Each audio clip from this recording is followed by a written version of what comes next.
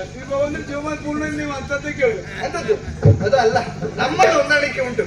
ನೋಡು, ಅವತಾರವನ್ನು ತಳೆದಂತಹ ಸಂದರ್ಭದಲ್ಲಿ ಮತ್ಸ್ಯ, ಕೂರ್ಮ, ವರಾಹ, ನಾರಸಿಂಹ, ವಾಮನ ಇಷ್ಟೆಲ್ಲ ಅವತಾರವನ್ನ ಇಷ್ಟು ಸಾಕು. ಈಗ ಅಷ್ಟು ಅವತಾರವನ್ನ ತಾಳಿ ಪ್ರಪಂಚವನ್ನು ರಕ್ಷಿಸಿದವರಿದ್ದಾರೆ, ಹೌದವರು.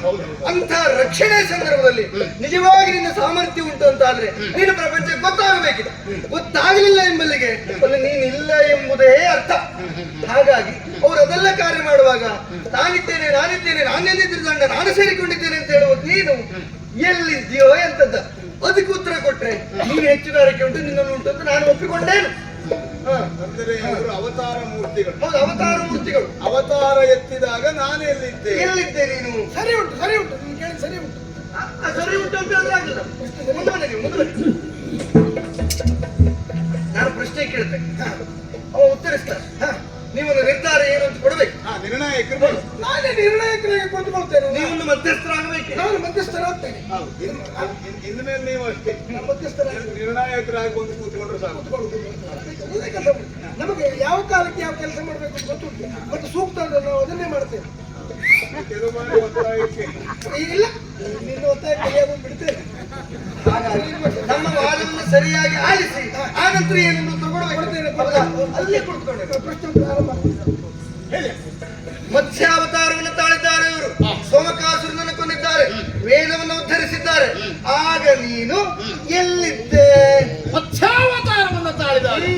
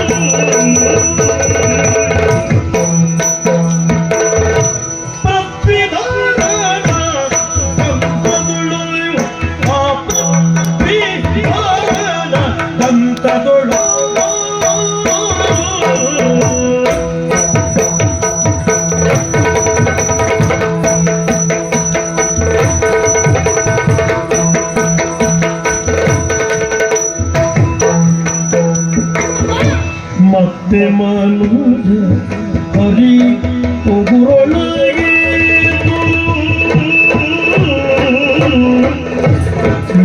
ಮತ್ತೆ ಮನುಜ ಹರಿ ಉಗುರೊಳಗೆ ನರಹರಿ ಉಗುರೊಳಗೆ ನಾನಿದ್ದೆ ಸಗಾಯವನು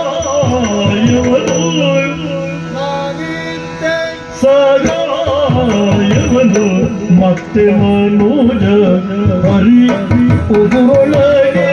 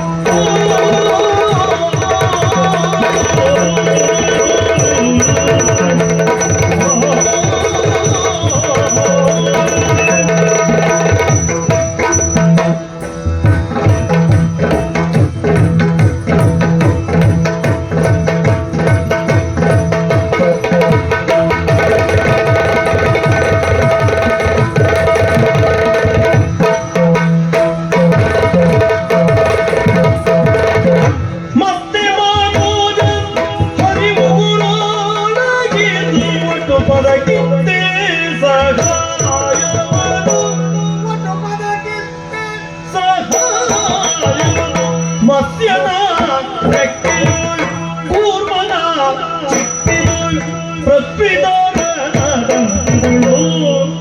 ಮತ್ತೆ ಮನೋಜ ಹರಿವುಗಿದ್ದು ಒಟ್ಟು ಪದಕ್ಕೆ ಸಗಾಯವನು ಒಟ್ಟು ಪದಕ್ಕೆ ಸಗಾಯವನು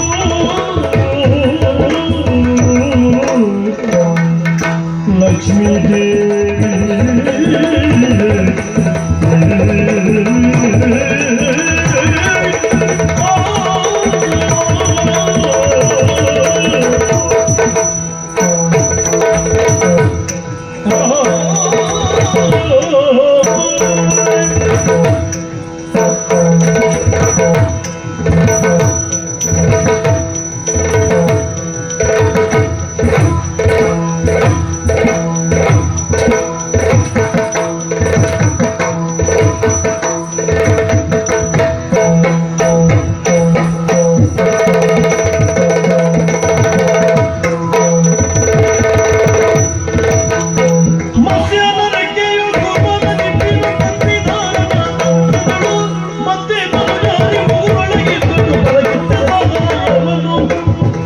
ಒಟ್ಟು ಪದಕ್ಕಿಂತೆ ಸಗಾಯವನು